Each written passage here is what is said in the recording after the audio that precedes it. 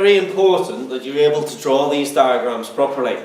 So I want to go through these and just make sure that we're all singing from the same hymn sheet here, because some of these diagrams are not correct, and it makes me beg the question, are the diagrams in your exercise books correct as well? So I think I'll have to get those in and just have a quick doodler check on those. So we'll go through them in order, 1 through to 4. I'll try and draw them nice and large so that you can actually see these very clearly. So, industry firm diagram for perfect competition in the long run.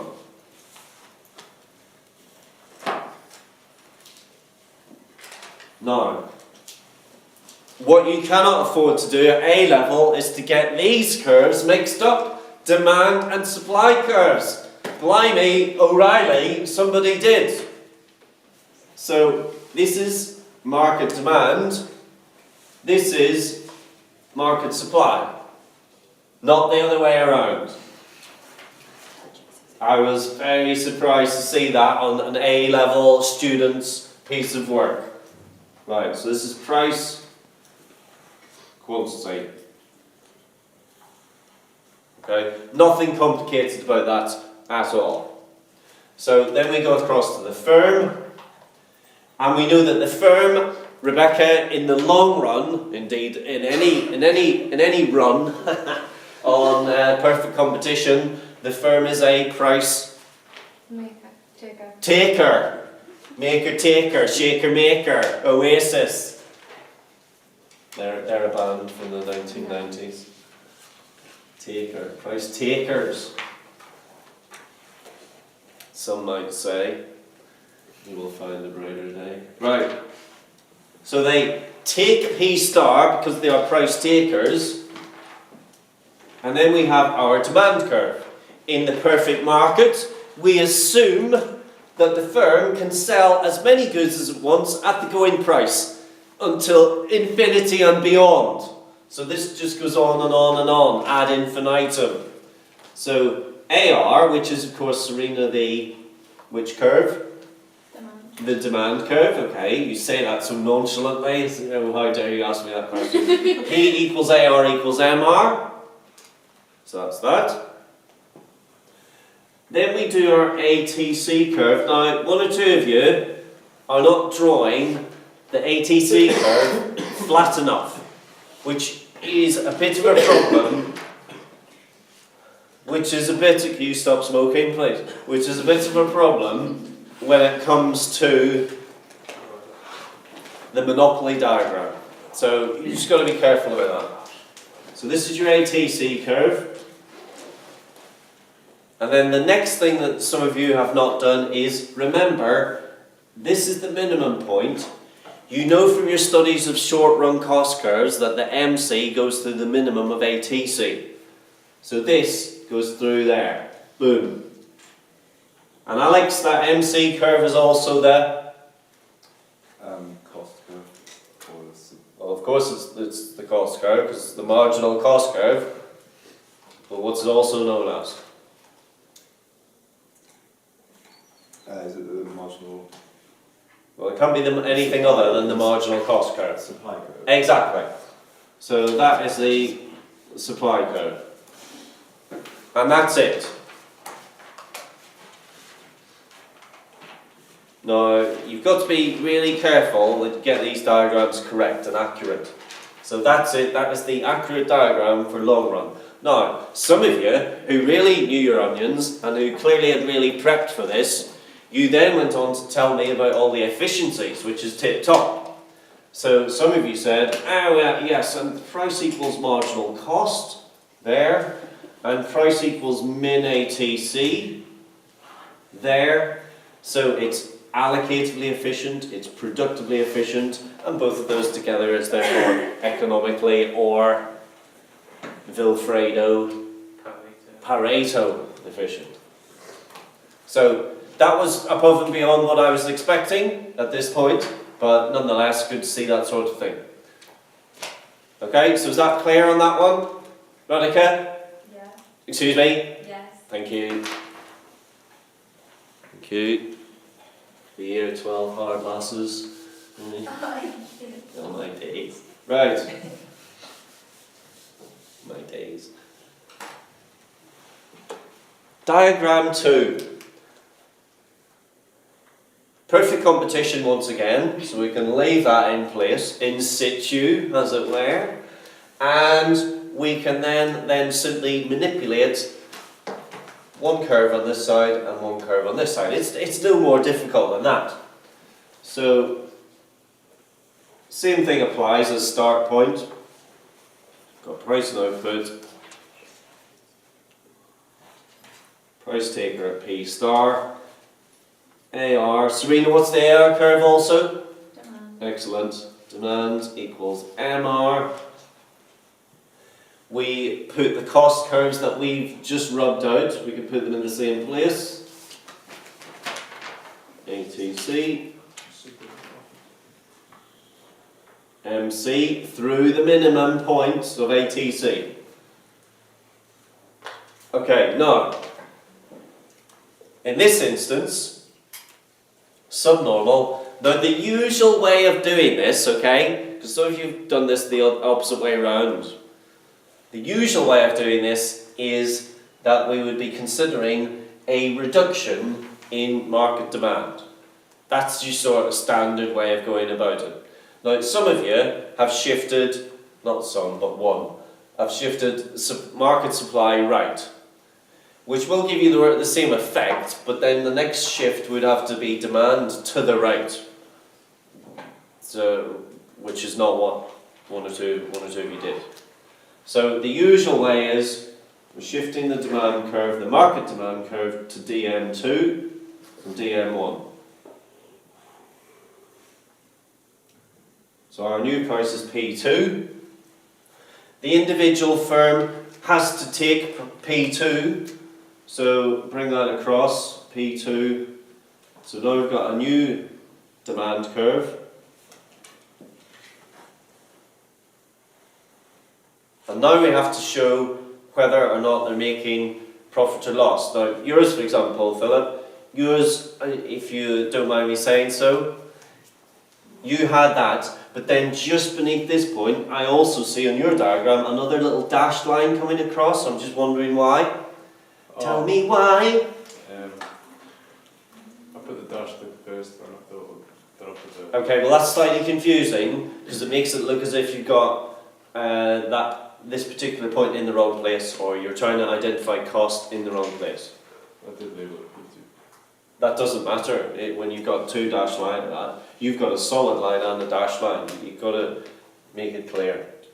So we now go, Alex, to the profit maximising level of output, which is what's the rule? Where MC equals MR. Okay, which is there, Alex. Would you agree? Yes. So that gets us the output. Doesn't get us the price, the cost. Well, in this case, it gets us the price. So we go Q, PC, so it's our perfectly competitive level of output. Now, you've got to be very careful about where you're highlighting the loss. So I saw quite a lot of this. This is the output, we want the cost. You have got to go right to the cost curve. It's not right to the price line P star, it's right up to the cost curve. And it's not from this level of output, here, the allocatively and productively efficient level, it's this one, QPC, up to the cost, and then across. And so our area of subnormal profit is that area, that rectangle.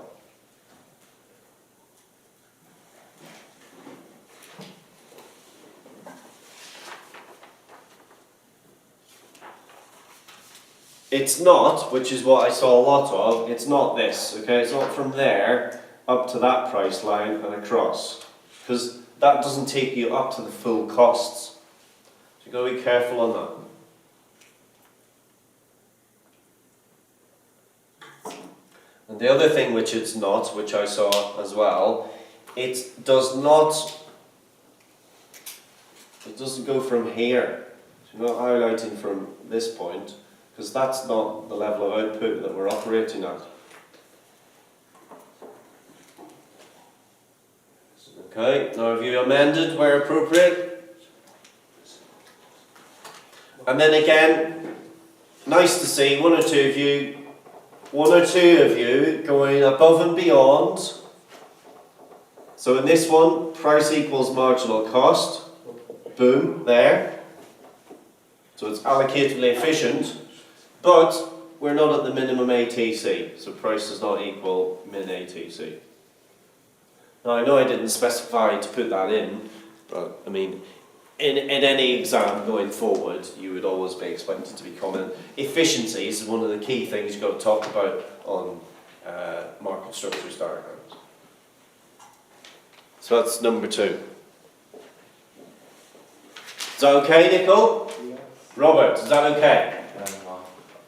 Does the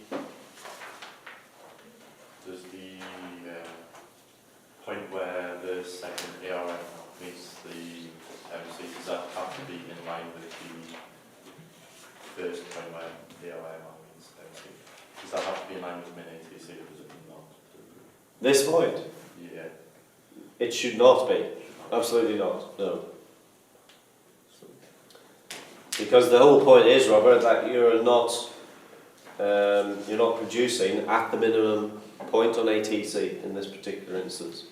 Okay.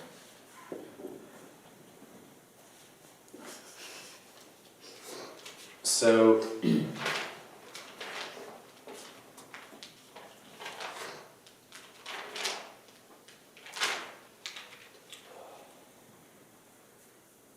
yes, Daniel. There's no exercise, but because SM1 to SM2, do we not need to use? Okay, thank you, Daniel Coulson, for raising that very relevant and pertinent point. So, and the answer to that, so Daniel's question, ladies and gentlemen, Daniel's question was, would it not be the case that we would then sort of square the circle, as it were, by showing that when demand falls like this, and price falls, and firms are getting P2 instead of P star, some firms will not sustain this loss, and so they will leave the market. And as a consequence, the supply, you're quite right, will do what? Shift leftward. The supply will shift to the left, exactly. SM1, and then you'd be ending up at SM2, where you're back making normal profits again. Now, to answer the simple answer is that if you were just asked to talk about short run, then no, you wouldn't shift it. However, if you were asked a question as to, well, what would be the longer term implications, then absolutely you would say, well, in the long run, firms leave, and once again, you'd end up making normal profits. Okay, thank you for reminding me of that, Daniel. I did mean to mention that, but I forgot. Always good to have students on the ball. Okay, moving on to number 3, monopoly. Now, I always thought that the monopoly diagram was the easier of them all, but a few problemos on monopoly as well.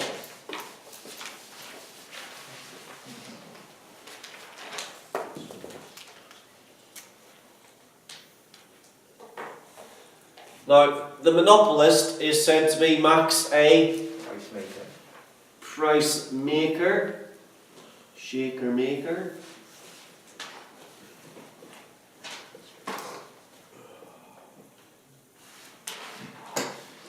And consequently, the demand curve is not perfectly elastic. It's almost inelastic. It slopes downwards from left to right, and we would certainly be commenting about the inelastic nature of it. Thank you, Max. So you've got your AR curve, and because AR slopes downwards from left to right, what are the implications therefore, Charleston, for MR curve? Because they're one and the same in perfect competition. P equals AR equals MR, it's a straight line.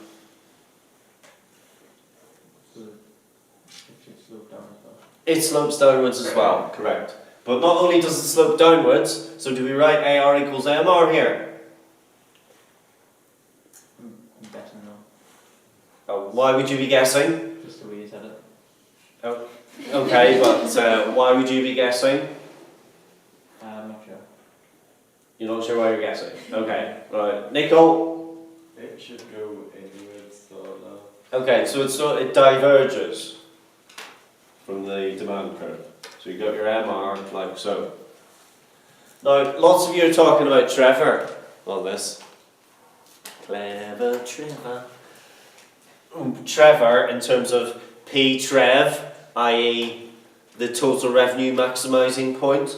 It's not necessary to put that on. I would only put that on, so leave it off otherwise.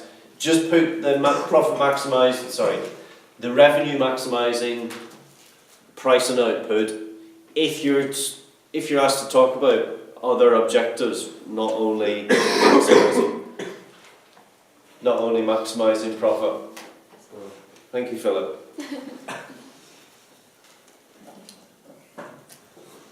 So MC supply profit maximising output rule. Radhika? Is it where MC equals MR? It is MC equals MR, profit maximising output rule. Thank you, Radhika. Radhika, thank you. So that's MC equals MR goes there. So it's the output for the monopolist. Now, lots of you are doing this as well, and again, I wouldn't bother with this unless you're making the point about efficiency. So I wouldn't necessarily put on the marginal cost of that level of output, unless you're making a point about this is not allocatively efficient. I would tend to leave that off. I was just showing it on the diagram that we did last week because I like to cover all bases, but try and keep it as clear as possible, and it's more clear if you have fewer points on it. So we take that up to demand and across, so that's the monopoly price and the monopoly output. Now, this is where it comes to the drawing of the ATC curve, which is all important. Because yours is sort of like half a V and then more looping on the other side, which is a U. So that makes it difficult to identify the area of profit. So we know that that's going to be minimum point of ATC. And then just want to draw a nice U-shaped curve, ATC. And then we can quite clearly, ATC, we can quite clearly see what I did there? We can quite clearly ATC, see what I did there? We can quite clearly ATC that that's the cost of that level of output, so we take that across, that's cost, price is there, cost is there, price, another name for price is revenue, so you're bringing more revenue in than cost. So that area there is your abnormal profit in the long run. Now, some of you are drawing ATC up here. Well, that will never work out because your costs then will always be higher than your price. Yes? Does the minimum point of the ATC have to go through the marginal cost? Or could it have been anywhere just as long as the point was below the price? MC always has to pass through the minimum point of ATC. If you were just drawing a monopoly diagram in isolation, you could get away with drawing one down here as long as that was the minimum point of ATC. But it's good habit to get into that because then you're showing the perfectly competitive output and price and the monopoly output and price.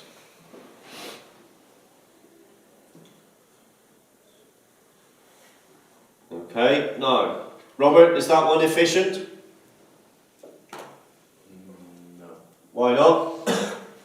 because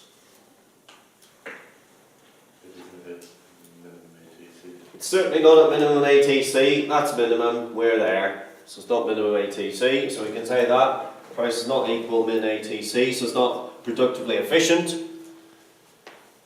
What about marginal cost, Robert? There's the price, there's the marginal cost. So it's not allocated. It's not allocated efficient either, correct.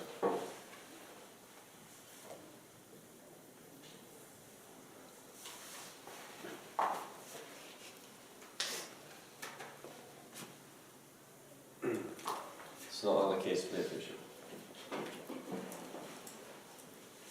Is that okay, Sid 9? Excuse me? Yes. Excellent. And lastly, compare the two on the one. Now, I'll not draw that again because I'm really just going to have to draw the same diagram again. So I could just do this on the same diagram. I've got my monopoly output, got my monopoly price.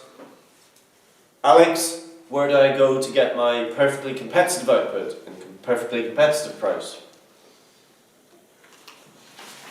Always remembering, Alex, in the back of my mind, that long run diagram for PC. Supply, AR equals MR, AR is demand. So I'm at that point there, Alex, that's the point I'm looking for on that diagram. So it's where ATC. It's where supply, Is the minimum point of ATC? it's where supply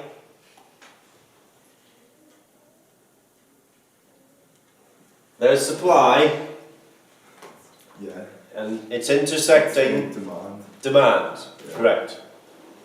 Which is there, Yes. correct. So that gives me QPC.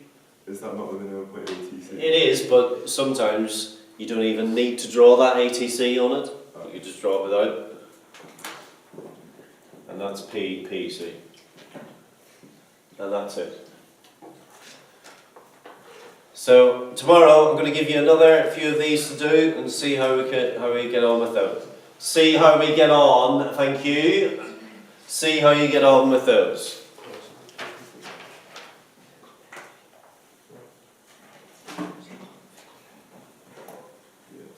Okay? Right. Now let us move on then. Let us move on. Healthy. Let us move on to oligopoly then, please.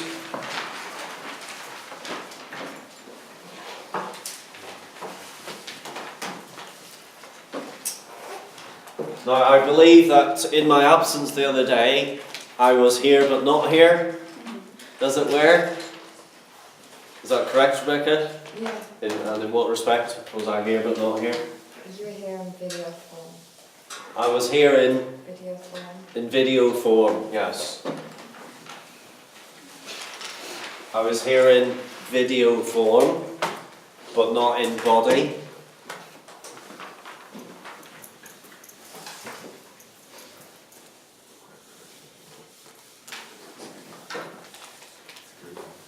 Maybe that's the way education is going to go, who knows? In the longer term. Just remote access from home, distance learning. Do it at university. Some people do. Philip, I think you've dropped that.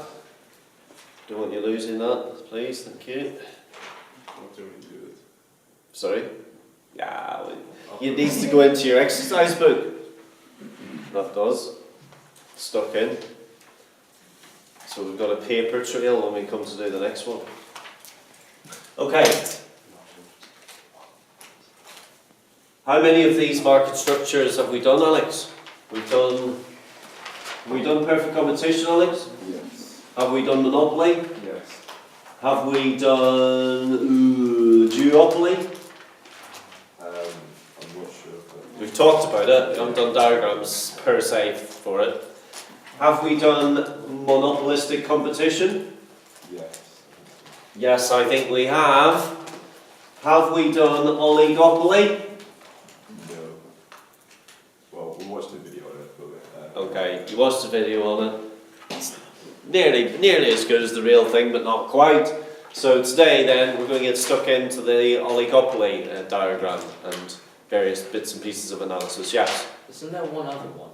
I've forgotten what it was called. Like Perfectly contestable. Yeah, that. Perfectly contestable markets. There is, it's for the time being. Now, perfectly contestable, Roshan, just whilst we mentioned that, you'll find in your textbook there is only one page on perfectly contestable markets. It's referred to as a bit of a substitute for perfectly competitive markets. Very similar names, obviously, perfectly contestable and perfectly competitive. But we're going to do oligopoly today, but yes, we will still have that one to do. Yes, Alex? When do we get the A2 textbook? Now, that you're a mind reader, because I was just thinking this morning, the year 13 have not returned their textbooks yet. So I need to get in touch with them. They've got a maths exam